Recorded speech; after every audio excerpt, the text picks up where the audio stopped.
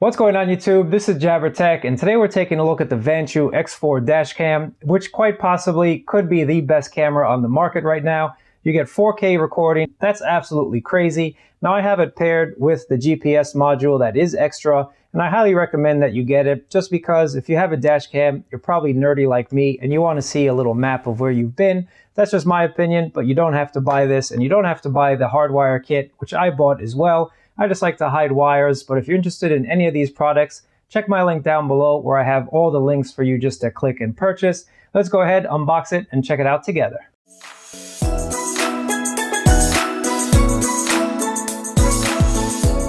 So let's just take a look what we get inside the box.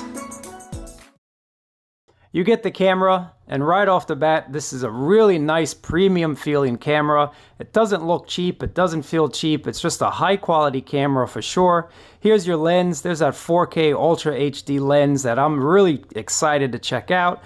Little company branding on the side here. There's your HDMI out if you want to. You get this beautiful 3-inch panel, this 3-inch LCD screen. Here's your speaker right over there. You have your microSD card slot with support up to 256 gigabytes, which is absolutely huge. This is everything that you get in the box. So you get this really nice suction cup, which I actually think is a great design. You just stick it onto your windshield, twist it, and it locks into place. Excellent, excellent design in my opinion.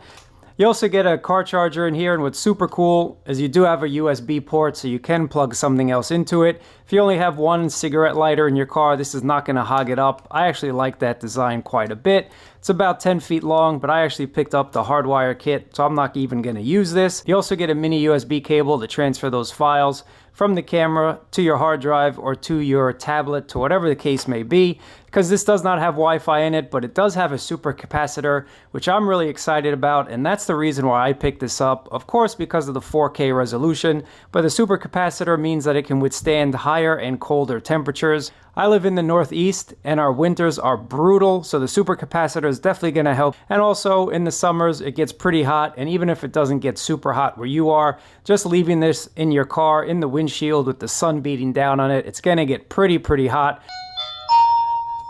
Just to go over some of the settings in this dash cam, you have your record options here. So if you click on the record, you can change the resolution, and there's that Ultra 4K resolution that I leave it on all the time. That's 3840 by 2160, and that's 30 frames per second. If you want to get 60 frames, you have to drop it just a little bit to 250 by 1440p, and of course there's lower resolutions as well. But why would you want to choose something lower? You're getting this Vantrue X4 for the greatest, highest possible resolution ever. So going back, what I really like here, you have your loop recording. So you can set it from 1 minute all the way up to 3 minutes. Then you have the normal stuff on every dash cam. So you have your G sensor there. You also have auto recording you can turn on or off. Parking mode's pretty cool. So if you want this to record while you're parked, you can set this to be on or off. I usually leave it at on myself. There's your exposure. If you want to put your plate number in, you can. You have a stamp. You can add a whole bunch of stamps here from your date, the logo, the number, your speed, and your GPS if you get that optional GPS module. You can rotate the display. So if you want to put this on, say for example, you want to put this on your dashboard instead of your windshield, you can rotate the display and it'll look something like this. So I think that's something pretty cool as well. The next option here is time-lapse, and for those of you that have a smaller SD card, or maybe you don't want to have as many writes on your SD card for whatever reason, the time-lapse feature is actually really cool, and I'll show you that in the video samples in a second, but you can have it do a time-lapse from 1 second to 10 seconds, and this way your file size will be absolutely tiny when compared to the normal mode. Of course, if you do get in an accident, that G-sensor will kick in, so you won't have the time-lapse ruin whatever footage you need. You'll get the full footage with that G-sensor. So that's basically it with the settings. This is what your LCD, the 3-inch LCD panel will look like. What I really like about this dash cam too is that when the LCD is off and it still is recording, you just get a little status. This blue light will just blink a little bit, and it's not super bright. It's just bright enough that you can tell whether or not it's recording, and it's not distracting at all at night. And the buttons feel really responsive. The buttons are really easy to press. There's no issues with this at all. And again, here's that camera. You get a 160-degree field of view here, and that's really huge. That means you can see about 4 lanes on the highway. So let me just show you the samples. I hope hope this helps you out. If you are thinking about buying this dash cam, I can highly recommend it. Thanks for watching, guys. Let me know what you think about this dash cam in the comments down below, and I'll catch you guys next time.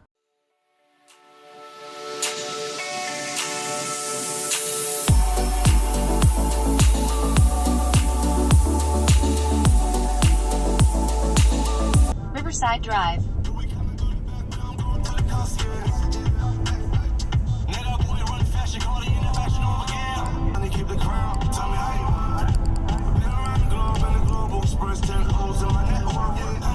In 900 feet, stay to the left to New York 9A South, Henry Hudson Parkway, downtown.